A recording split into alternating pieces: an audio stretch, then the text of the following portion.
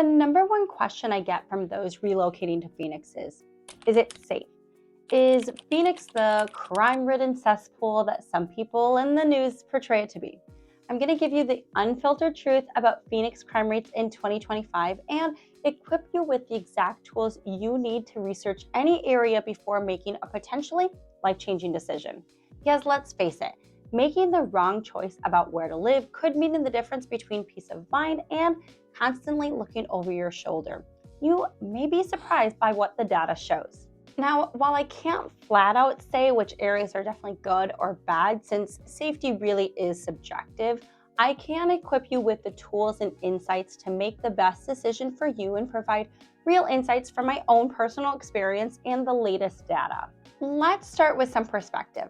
Phoenix is now the 5th largest city in the United States with a diverse population of over 1.7 million as of early 2025. It is a city of tremendous growth and opportunity, especially with the tech boom we've seen in the last couple of years. But like any major urban areas, it comes with its share of safety concerns. It's important to remember that crime exists everywhere, but the key is understanding and mitigating risks. The Phoenix metro area isn't the safest, but it's also not the worst. We typically fall right in the middle of most national safety rankings. And I'm saying this both as a real estate agent and a mom who relocated here from a smaller city. What's interesting is how dramatically safety can vary from one neighborhood to neighborhood, sometimes just a few blocks apart. Crime can be divided into two main categories. You have your violent crimes, such as murder, rape, robbery, and assault. And then you have property crimes, such as burglary, theft, vehicle theft. This distinction helps us better understand the nature of crime in different areas of Phoenix. Something that's really important to understand about Phoenix is that the crime isn't evenly distributed. In fact, recent data shows that more than half of all violent crimes occur in only 8% of city blocks. This concentration of crime is something to be aware of when you're researching different areas. Additionally, Phoenix proper is actually divided into what we call villages, and these villages then have many different neighborhoods within them. This is critically important to keep in mind when researching safety, as broad statements about entire villages can be misleading. According to the latest 2025 data from Forbes and MoneyGeek, some of the safest areas in Greater Phoenix Metro continue to be Gilbert, Surprise, and perhaps surprisingly, parts of Mesa. Gilbert has consistently ranked among the top 15 safest cities in the US for several years running. Now, if you're talking to locals about Mesa, you might hear some strong opinions. Mesa is huge and safety can vary by neighborhood, but here's what many don't know. There's massive new growth and business development happening, especially in far southeast Mesa in areas like Eastmark. Other notably safe areas include Ahwatukee Foothills, which technically is part of Phoenix proper, but feels like its own kind of suburban community.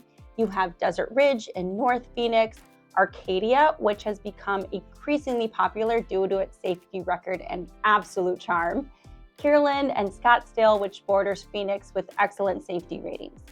These areas typically have lower crime rates, better funded schools, and stronger community engagement. But here's what's changed in 2025. We're seeing significant improvement in some historically challenging areas due to revitalization efforts and community policing initiatives. For example, parts of Chandler and North Peoria have seen dramatic decreases in crime rates over the past 2 years.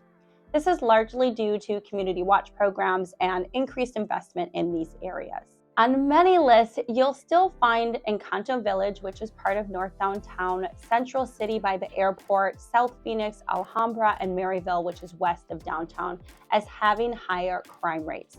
These areas are all close to Central Phoenix and tend to be older, lower income, and more densely populated, which I think contributes to the higher crime statistics. But here's something interesting. Some of these areas, like Encanto, experience more property crime than violent crime. I also find it surprising that Encanto is often on the list, as there are amazing communities within this village, including high-end historic districts. In fact, I technically live in this village, and out of all the areas I've lived, it feels like one of the safest. In South Phoenix, I've lived there too, and it had one of the strongest senses of community I've experienced. Yes, there was some violent crime, but show me any area in the valley with zero violent crime. I'll wait. So, according to the most recent 2025 crime data, the 5 city blocks with the highest reported violent crimes in Phoenix are the area near Washington and 27th Avenue, Indian School and 27th Avenue, Bethany Home and 19th Avenue, Camelback and 27th Avenue, and Glendale and 19th Avenue. It's worth noting that these hotspots have remained fairly consistent over the past few years, though the intensity of the crime has fluctuated. Knowing these specific areas just helps you make informed decisions about where to live and which areas to avoid. So, I'm curious, what do you think of these areas? Would you agree or disagree with this? I'm excited to share that in 2024, Phoenix implemented a comprehensive crime reduction strategy that's already showing promising results in 2025. The city has increased police presence in high crime areas, expanded community outreach programs, and invested in technology like advanced surveillance systems and crime prediction software. The Phoenix Police Department has also launched specialized task force targeting specific types of crimes that have been on the rise, like vehicle theft and retail crime. They've also partnered with community organizations to address root cause of crime, including poverty, substance abuse, and lack of youth programs. Additionally, Phoenix has invested heavily in mental health crisis response teams that can respond to nonviolent mental health calls instead of armed officers, which is shown to reduce confrontation and improve outcomes. These comprehensive approaches are already showing results with early 2025 data, indicating improvements in several key areas. Something I constantly hear from people is that crime in Phoenix has increased as the population has grown. While the news might make it feel that way, the reality isn't so simple. So let's look at the numbers for 2024. There have been some noteworthy trends when comparing data from 2023 to 2024. In 2024, the crime rate in Phoenix was about 34 crimes per 1,000 people. The Phoenix Police Department reported that in 2024, crime was down 4% overall, and homicide was down about 28%, which is a significant drop. It also reported that juvenile crime was down from the previous year.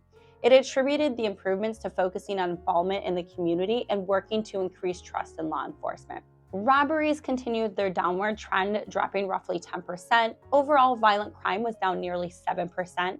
Property crime had a mixed picture with a total decrease of about 8%. However, motor vehicle thefts actually increased by 15% in 2024, though that's significantly better than the 46% spike we saw in 2023.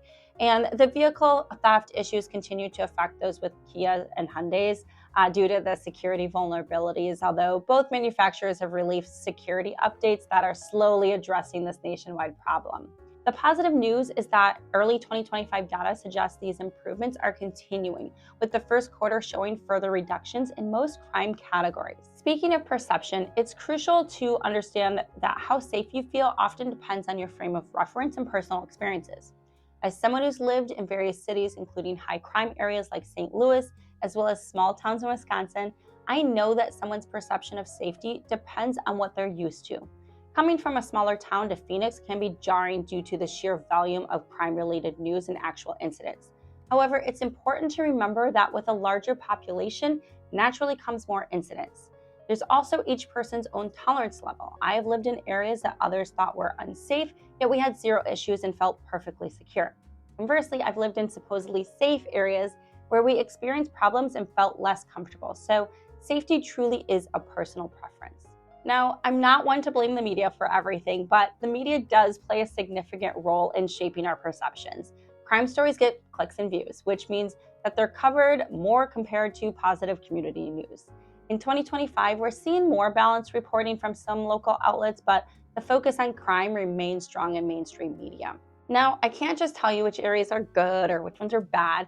That would be irresponsible. But what I can do is share 3 incredible resources that I personally use when helping clients. First is crimegrade.org. You simply plug in a zip code and it will show you color from red to dark green as well as a letter grade.